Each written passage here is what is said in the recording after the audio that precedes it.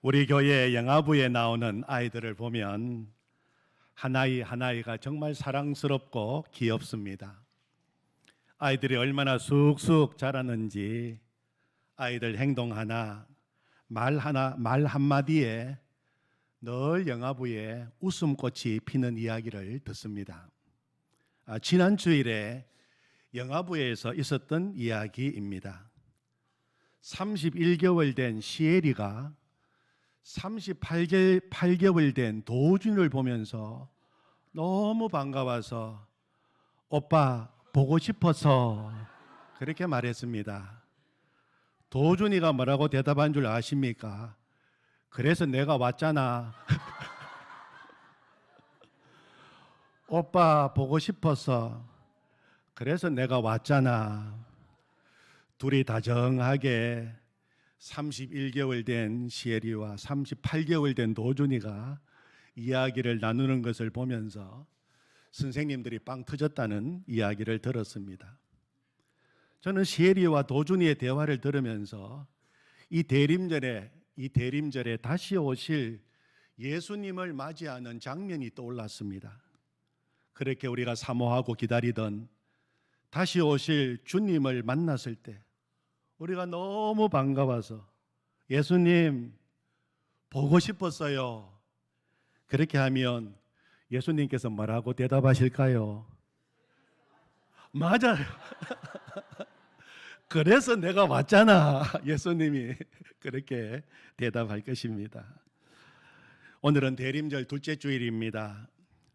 대림절은 2000년 전 이 땅에 오신 예수님을 진짜 내 마음의 주인으로 모시고 있는가를 되살펴보면서 다시 오실 예수님, 재림의 예수님을 소망 중에 기다리는 절기입니다. 요한계시록 19장에 보면 우리 주님 다시 오시면 이루어질 어린 양 혼인잔치의 아름다운 모습이 기록되어 있습니다. 그리고 재림하여 다시 오실 예수님의 모습을 신랑으로 묘사하고 있습니다. 요한계시록 19장 11절 12절에 보면 또 내가 하늘이 열린 것을 보니 보라 백마와 그것을 탄 자가 있으니 다시 오실 재림의 예수님을 백마를 탄 신랑의 모습으로 묘사하고 있습니다. 백마를 탔다는 것은 승리자를 의미합니다. 요한계시록에 기록된 당시 로마 시대에 전쟁에서 승리하고 돌아오는 왕은 백마, 흰마를 타고 돌아왔습니다. 그리고 그 다음 구절을 보면 그 머리에는 많은 관들이 있고 많은 면류관, 왕관을 쓰고 있다는 것입니다. 신랑 되신 예수님은 그 머리에 왕관이 하나가 아니라 많은 왕관을 쓰셨습니다. 이것은 다시 오실 예수님은 세상 모든 나라를 다스리시고 통치하실 만왕의 왕이심을 보여주고 있는 것입니다. 그래서 그 옷과 그 다리에 이름이 쓰여져 있는데 만왕의 왕이요 만주의 주라 하였더라, 그렇게 이름이 쓰여져 있습니다. 우리 신랑 되시는 재림의 예수님은 만왕의 왕 만주의 주로 오십니다. 그리고 그 밑들을 쭉 내려가서 보면 다시 오실 예수님이 공의로 심판하신다 하는 말이 기록되어 있습니다. 심판주로 오신다는 것입니다. 우리 주님은 공의의 주님이십니다. 불의를 절대로 용납하지 않으십니다. 불의한 세상, 불의한 자들을 주님은 공의로 심판하십니다. 심판주로 오십니다. 2000년 전 이 땅에 오신 예수님은 인간의 몸을 입고 성육신 하셨습니다. 연약한 아기의 모습으로 오셨습니다. 가장 약한 자, 낮은 자, 천한 자의 모습으로 오셨습니다. 그것은 그렇게 제 가운데 있는 우리 인간을 구원하시기 위해서 그렇게 오신 것입니다. 그러나 이제 재림하시는 예수님은 더 이상 초라한 모습으로 오시지 않습니다. 백마를 타신 승리자로 오십니다. 머리에는 많은 왕관을 쓰신 만왕의 왕으로 오십니다. 그리고 불의한 세상을 심판하는 심판주로 오십니다. 사랑하는 성도 여러분, 우리 주님, 그렇게 우리가 기다리던 주님, 그 주님 오시는 그날 재림의 주님을 만나는 방법은 두 가지입니다. 신랑으로 만나느냐 아니면 심판주로 만나느냐. 이 땅에 있는 모든 사람은 둘 중에 하나로 우리 주님을 만나게 될 것입니다. 예수님을 나의 구주로 영접하고 예수님 나의 구주, 나의 주로 고백한 사람은 예수님을 신랑으로 만나게 됩니다. 그렇게 내가 기다리고 보고 싶었던 우리 예수님 만나, 예수님 참 보고 싶었습니다. 우리 주님이 친히 준비해 주신 세마포옷을 입고 주님의 신부가 되어서 어린 양 혼인잔치에 참여하게 되는 것입니다. 그러나 예수님 믿기를 거절하고 짐승의 표를 받고 우상에게 경배하던 자들은 예수님을 무섭고 두려운 심판주로 만나게 되는 것입니다. 그러므로 사랑하는 성도 여러분, 이 대림절에 우리는 믿음을 준비해야 됩니다. 또 믿음을 점검해야 됩니다. 언제 우리 주님 다시 오시더라도 할렐루야 주님 맞이할 수 있는 믿음을 준비해야 됩니다.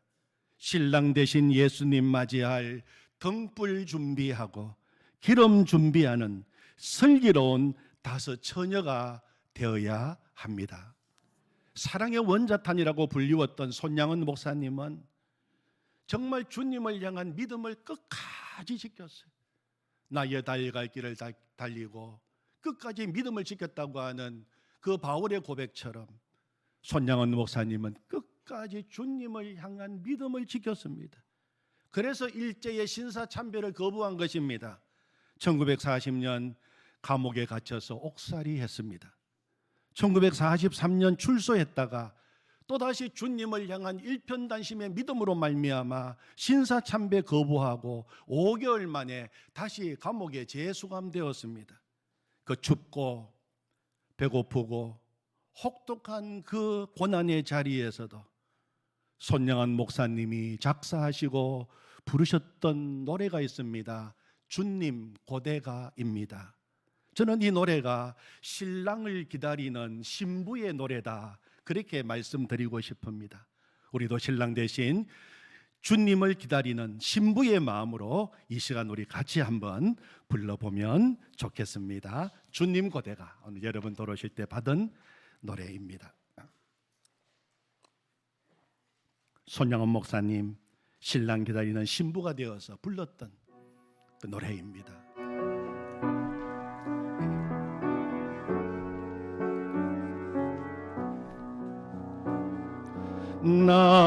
낮에나 밤에나 눈물 머금고 내 주님 오시기만 고대합니다. 가실 때 다시 오마 하신 예수님, 오 주여 언제나 오시렵니까? 고적하고 쓸쓸한 빈들 반에서 희미한 등불만 밝히어 놓고 오실 줄만 고대하고 기다리오니, 오 주여 언제나 오시렵니까? 먼 하늘 이상한 구름만도도 행여나 내 주님 오시는가 해 머리 들고 멀리 멀리 바라보는 마음, 오 주여 언제나 오시렵니까? 내 주님 자비한 손을 붙잡고 멸류관 벗어들고 찬송 부르며 주님 계신 그곳에 가고 싶어요. 오 주여 언제나 오시렵니까? 신부되는 교회가 흰 옷을 입고 기름 준비 다 해놓고 기다리오니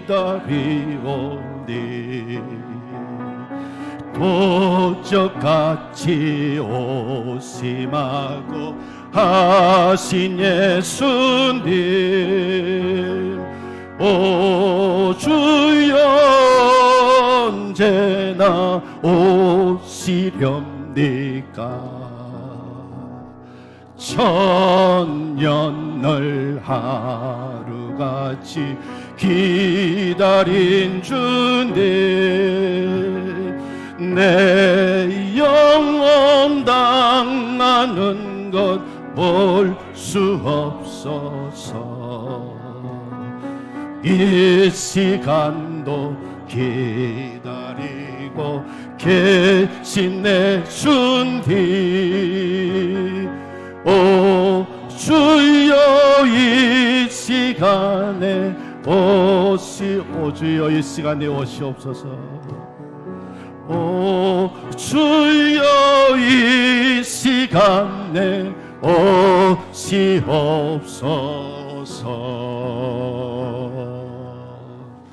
아멘. 아멘. 지난주일 우리는 오늘 읽은 본문을 통해서 예수님은 선한 목자이시고 우리는 양이라는 말씀을 나누었습니다. 왜 하나님의 말씀은 우리를 하필이면 양이라고 하셨을까요? 우리를 양이라 하신 이유는 한 가지 이유 때문입니다.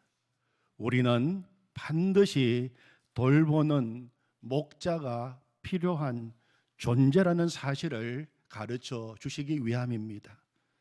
양은 깨끗하지도 똑똑하지도 강하지도 않습니다. 오히려 미련하고 어리석고 연약합니다. 쉽게 길을 잃어버리고 헤맵니다. 거기다가 고집도 셉니다. 지금도 중동 지방에서 가장 심한 욕 가운데 하나가 양 같은 인간 하면 정말 심한 욕입니다. 욕으로 사용될 만큼 양이란 짐승은 생각도 모자라고 멀리 보지도 못하고 고집도 세고 자기를 지킬 만한 능력도 하나도 없고 지저분한 동물이기 때문입니다. 그런데 오늘 말씀에서 예수님은 정말 사랑의 음성으로 우리를 향하여 양이라고 불러주십니다. 양이 가지고 있는 수많은 약점에도 불구하고 양이 가지고 있는 가장 귀한 장점이 있기 때문입니다. 양은 목자만 죽으라고 따르는 짐승이기 때문입니다. 4절 5절을 다시 보십시오. 목자가 양을 끌고 앞서갑니다. 그 뒤를 양들이 따라가는 모습을 기록해 놓았어요. 4절을 보시면 자기 양을 다 내놓은 후에 앞서가면 양들이 그의 음성을 아는 고로 따라오되 5절에 보면 타인의 음성은 알지 못하는 고로 타인을 따르지 아니하고 도리어 도망하느니라. 양은 오직 누구의 음성만 따라갑니까? 오직 자기 목자 음성만 따라갑니다.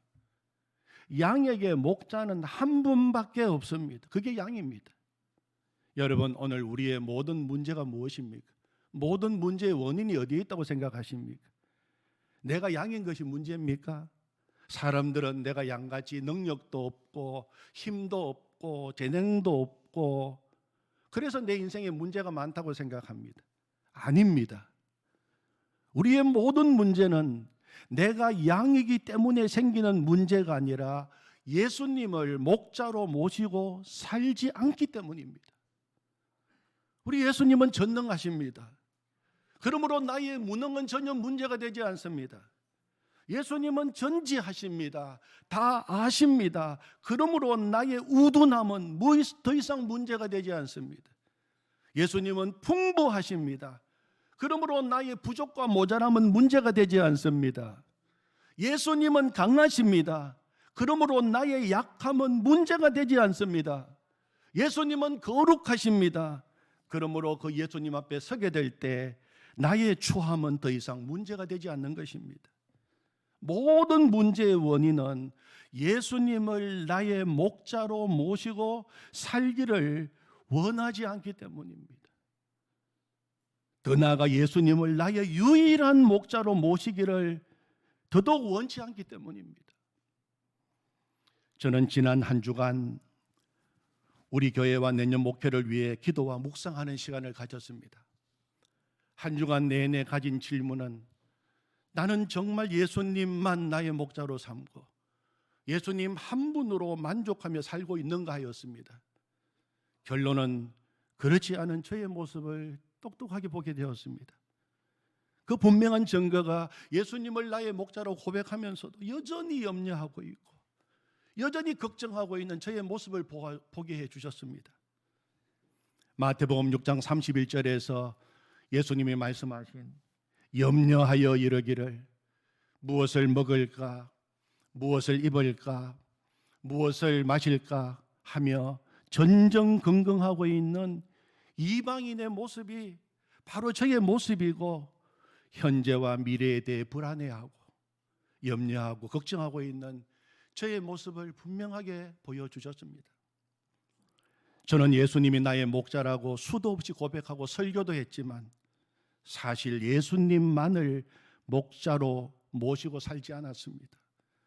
마음속에 수많은 다른 목자들을 여기저기 숨겨놓고 살면서 필요하면 언제라도 그 목자들을 몰래 따라다닌 것입니다. 그래서 저는 여호와는 나의 목자시니 내게 부족함이 없으리로다 그 고백을 온전히 고백할 수 없었고 온전한 만족을 경험하지 못하고 살았습니다. 얼굴에는 자주 평안을 잃어버렸고 마음에는 기쁨을 잃어버리고 살 때가 많았던 것입니다. 주님은 저에게 이제 더 이상 오직 예수님만을 나의 목자로 모시고 살겠다는 결단을 이제 더 이상 미루어서는 안 된다는 것을 말씀해 주셨습니다. 그리고 우리 칠성교회에 대해서도 기도를 하고 묵상을 하면서 정말 우리 칠성교회의 유일한 목자는 예수님이신가? 우리 칠성교회 성도님들은 예수님만을 유일한 목자로 모시고 사는가? 그 질문에 대해서도 분명하게 예라고 대답할 수 없었습니다. 때로는 목자이신 예수님이 계실 자리에 목사인 제가 있을 때가 많았습니다. 성도님들이 참 목자이신 예수님만 붙들고 살도록 인도해야 되는데 제가 그 가운데서 그 영광을 가로채고 목자 노릇할 때가 많았음을 깨닫게 해 주셨습니다. 사랑하는 성도 여러분, 나의 목자는 예수님 한 분밖에 없습니다. 이 고백이 정말 내 마음의 중심에부터 나와야 예수님은 그때부터 나의 목자가 되는 것입니다. 나의 목자는 예수님 한 분밖에 없습니다. 이 고백이 내 모든 삶의 자리에서 나와야 그때부터 예수님은 진짜 나의 목자가 되시는 것입니다. 오늘도 우리가 음성 듣고 따라가야 할 분은 예수님 한 분밖에 없습니다. 그래야 모든 염려와 두려움은 떠나가고 내게 부족함이 없으리로다 그 고백이 나오게 될 줄로 믿습니다. 우리 칠성교회도 진짜 예수님 음성에만 귀 기울이고 예수님만 목자로 모시는 따르는 교회가 될 때 주님이 주시는 진정한 부흥을 경험하게 될 줄로 믿습니다. 그러면 우리가 목자 대신 예수님 한 분밖에 모르고 예수님만 죽으라 따라다니고 예수님만을 나의 목자로 모시고 살면 목자 대신 예수님이 해주시는 일이 무엇입니까? 나에게 무엇을 해주십니까? 오늘 11절 이하에서 예수님은 이렇게 말씀하셨습니다. 나는 선한 목자라. 선한 목자는 양들을 위하여 목숨을 버리거니와. 내가 주님 따라가면, 그렇게 결단하면 주님은 나를 위하여 목숨 버리겠다고 말씀하십니다. 삭구는 목자가 아니요 양도 제 양이 아니라 이리가 오는 것을 보면 양을 버리고 달아나나니 이리가 양을 물고 가고 또 해치느니라. 달아나는 것은 그가 삭군인 까닭에 양을 돌보지 아니함이나 나는 선한 목자라. 나는 양을 위하여 목숨을 버리노라. 나 절대로 너희들 버리지 않는다. 정말 네가 나를 온전히 목자로만 인정한다면 나는 너를 결코 버리지 않는다. 나는 너를 위하여 내 목숨을 버리노라. 주님은 계속 그렇게 말씀하고 계십니다. 우리가 예수님을 목자로 모시고 살면 예수님은 돌봐주십니다. 끝까지 책임지십니다. 우리를 인도하십니다. 지켜주십니다. 더 나아가서 목숨까지 버려주시겠다고 말씀하십니다. 오늘 요한복음 10장 말씀 계속 반복해서 나오는 주님의 말씀이 무엇입니까? 나는 양을 위하여 목숨을 버린다. 나는 양을 위하여 목숨을 버린다. 예수님은 우리를 위하여 목숨까지 버리며 사랑하시고 돌봐주십니다. 여러분, 그러나 싹군 목자는 그렇지 않습니다. 싹군 목자는 이리가 올 때 양을 버리고 다 도망칩니다. 자기 양이 아니기 때문입니다. 그러나 참 목자는 목숨 걸고 자기 양을 지킵니다. 여러분, 예수님만이 우리의 목자이십니다. 우리는 주님의 양입니다. 싹군 목자 따라가지 마십시오. 지금 몰래 따라다니고 있는 싹군 목자 정리하십시오. 예수님만이 진정한 목자이십니다. 우리가 예수님을 목자로 모시면 여호와는 나의 목자시니 내게 부족함이 없으리로다. 그것이 성구가 아니라 장식에 붙어있는 문구가 아니라 정말 그 말씀이 실제 내 삶 속에서 살아 역사하는 말씀이 되도록 인도하시는 것입니다. 주님은 목숨을 버리시면서까지 우리를 지키시겠다고 약속하셨습니다. 우리 주님, 우리가 주님을 목자로만 인정하고 모신다면 절대로 우리 주님 우리를 포기하지 않으십니다. 누가복음 15장에 나오는 잃어버린 한 마리 양을 찾는 이야기, 예수님이 해주신 이야기입니다. 바로 오늘 이야기입니다. 누가복음 15장 4절 말씀에 보면 너희 중에 어떤 사람이 양 100마리가 있는데 그 중에 하나를 잃으면 99마리를 덜에 두고 그 잃은 것을 찾아내기까지 찾아다니지 아니하겠느냐, 그렇게 말씀하셨어요. 찾아내기까지 찾아다니지 아니하겠느냐, 끝까지 찾는다는 것입니다. 결코 포기하지 않는다는 것입니다. 기어이 찾을 때까지 찾아다니는 것입니다. 목자가 그 잃어버린 한 마리 양을 자신이 소유하고 있는 많은 양 100마리의 양 중에 한 마리라고 보았다면 99마리를 덜에 두고 결코 찾아다니지 않았을 것입니다.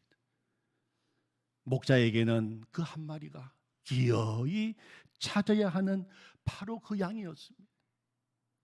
그 잃은 한 마리 양을 찾아 나서는 목자에게 아마 옆에 있는 다른 목자들이 그렇게 말했을지도 모릅니다. 양을 찾아가는 것 정말 위험한 길입니다. 그 길에는 사나운 짐승도 있습니다. 아주 위험한 죽음의 길입니다. 포기하십시오. 그렇다고 해서 목자는 자기 양을 찾는 것을 포기할 수 없습니다. 또 누군가가 목자에게 양을 찾아가는 그 길 낭떠러지 길입니다. 절벽도 있습니다. 죽음의 계곡도 있습니다. 아주 험한 길입니다. 가지 마십시오. 안 됩니다. 포기하십시오. 말했을지도 모릅니다. 그래도 목자는 자기 양을 포기할 수 없습니다. 어떤 사람은 경제적인 논리를 들어서 99마리의 양을 위해서 한 마리 기꺼이 포기하라고 이야기했을 것입니다. 그러나 목자는 그렇게 할 수 없습니다. 바로 그 양입니다. 목자는 잃어버린 한 마리 양을 자신이 소유한 양의 100분의 1로 보지 않았습니다. 그 무엇과도 바꿀 수 없는 양, 바로 그 양, 다른 양과 비교할 수 없는 양, 유일한 양, 내 양, 그렇게 보았기 때문에 포기할 수 없었던 것입니다. 여러분, 이것이 선한 목자 되신 예수님께서 우리를 바라보시는 시선이라는 것입니다. 나를 대하시는 주님의 태도라는 것입니다. 예수님께서 우리를 대하실 때는 언제나 많은 무리 중에 한 사람이 아니라 언제나 우리를 바라보실 때는 바로 그 한 사람, 바로 그 한 사람, 바로 그 사람, 그렇게 주목하고 바라보시는 것입니다. 문정희 시인이 있습니다. 그 시인이 쓴 시 가운데 기억이라고 하는 시가 있는데 그 시 가운데 아주 짤막한 두 문장이 나옵니다. 한 사람이 떠났는데 서울이 텅 비었다 하는 문구가 그 시 속에 들어 있습니다. 한 사람이 떠났는데 서울이 텅 비었다. 서울에 얼마나 많은 사람들이 살고 있습니까? 1,000만 명에 가까운 사는 사람들이 살고 있는데 어찌 그 중에 한 사람이 떠났는데 서울이 텅 빌 수가 있겠습니까? 그러나 시인이 그 시에서 말하려고 하는 것을 우리는 잘 알고 있습니다. 내가 진정으로 사랑하는 그 한 사람, 나에게 없어서는 안 될 그 한 사람, 내가 정말 목숨 걸고 사랑하는 그 한 사람이 떠나고 없으면 서울은 텅 빈 것입니다. 선한 목자 되신 예수님은 그렇게 우리를 바라보신다는 것입니다. 100마리 중에 한 마리가 아니라 바로 그 한 마리입니다. 그래서 그 한 마리를 잃어버리면 다 잃어버린 것이라고 생각하시는 것입니다. 그래서 그 한 마리를 기어이 찾아다니는 것입니다. 제가 설교 시간에 자주 말씀을 드리는 어거스틴의 고백이 있습니다. 이상하다, 이상하다. 하나님이 나를 사랑하신다니. 내가 이해할 수 없는 가장 놀라운 신비는 하나님이 나를 사랑하신다는 사실이다. 마치 사랑할 사람이 나밖에 없는 것처럼 나를 사랑하신다. 내가 이 세상에 살고 있는 유일한 생존자라 할지라도 예수님은 나 한 사람을 위해서라도 기꺼이 십자가에서 죽으셨을 것이다. 이상하다, 이상하다. 하나님이 나를 사랑하신다니. 여러분, 복음서를 눈여겨 바라보면 복음서는 온통 목자 되신 예수님께서 잃어버린 한 마리의 양을 포기하지 않으시고 기어이 찾으시는 이야기로 가득 차 있습니다. 누가복음 8장에 보면 예수님께서 돌아오심에 무리가 환영했습니다. 무리가 예수님을 기다리고 있었습니다. 수많은 무리들이 오시는 예수님을 환영했습니다. 그런데 그때 예수님의 시선과 관심은 단 한 사람에게 머물렀습니다. 바로 회당장 야이로였습니다. 죽어가는 자녀의 문제, 딸의 문제로 고민하며 괴로워하며 눈물을 흘리고 있는 그 한 사람에게 우리 주님의 마음은 가졌습니다. 수많은 무리들이 예수님의 이름을 부르고 환호하고 환영하고 있었지만 예수님의 관심과 초점은 오직 야이로에게 가 있었습니다. 사랑하는 자녀 때문에 피눈물을 흘리며 고통 가운데 있는 그 아버지의 마음, 그 이야기를 들어주셨습니다. 그리고 그 집에 가서 죽은 딸을 살려주셨습니다. 예수님은 잃어버린 한 마리 양을 찾으신 것입니다. 예수님이 길을 가시는 도중에 12년 동안, 지긋지긋한 12년 동안 고치지 못하고 고통 가운데 혈루증을 앓고 있던 한 여인이 예수님의 옷가에 손을 대었습니다. 예수님은 멈추어 서셔서 내게 손을 댄 자가 누구냐고 물으셨습니다. 그때 베드로가 말하기를 주여 주변을 보십시오. 지금 무리가 밀려들어서 지금 밀고 있습니다. 베드로의 말이 무슨 말입니까? 이 많은 무리가 지금 밀려들어서 서로 밀면서 주님만 붙들고 있는데 주님 옷에 손을 댄 사람이 한둘이겠습니까? 그런 대답이었어요. 그때 주님은 다시 말씀하십니다. 내게 손을 댄 자가 있도다. 내게 손을 댄 자가 있도다. 그리고 예수님은 12의 혈루증으로 고생하던 여자를 바라보셨습니다. 그리고 말씀하셨습니다. 딸아, 너의 믿음이 너를 구원하였으니 평안히 가라. 예수님은 주변에 수많은 사람들이 밀고 예수님을 붙잡고 하는 중에서도 이제는 끝났다고 생각하고 지긋지긋한 내 인생의 끝자락에서 가냘픈 손을 내밀어서 예수님 손을 붙잡았던 그 여인, 오직 그 여인의 가냘픈 손길에 주목하시고 그녀를 고쳐주신 것입니다.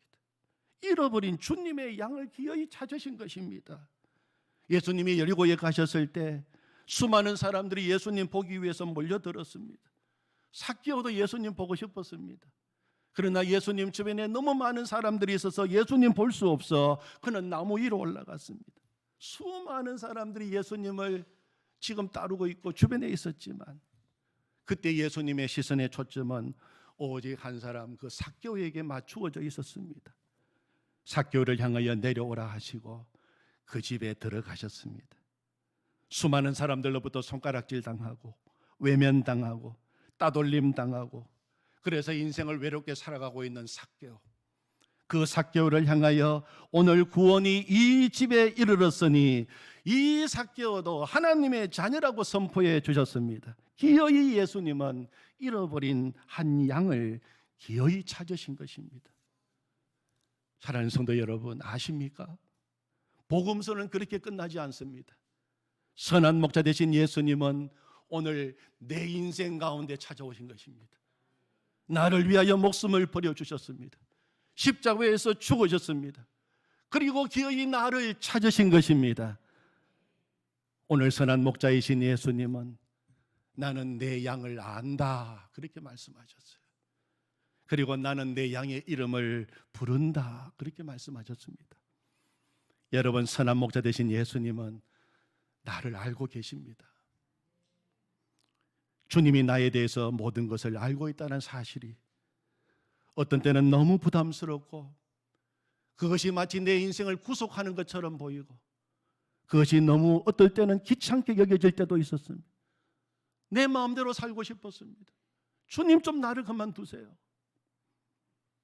그러나 내 인생의 어두운 밤을 홀로 지날 때 깊은 절망과 탄식의 한숨을 깊이 내쉬고 있을 때 나를 가장 잘 아시는 주님이 내 곁에 계신다는 사실이 얼마나 큰 축복인지요.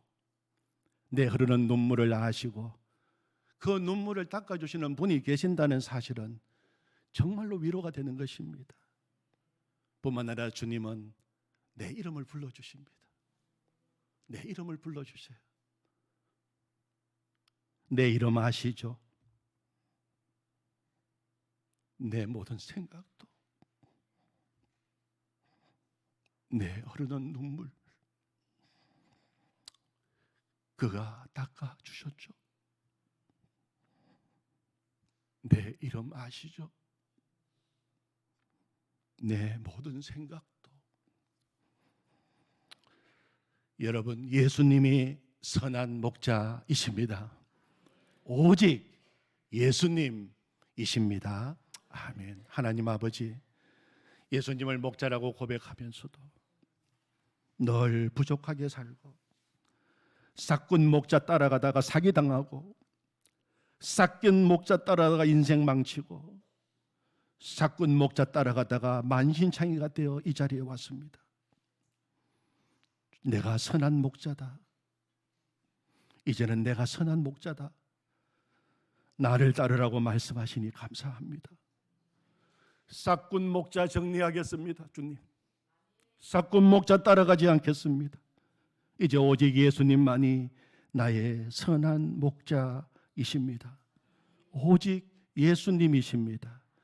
예수님의 이름으로 기도하옵나이다. 아멘.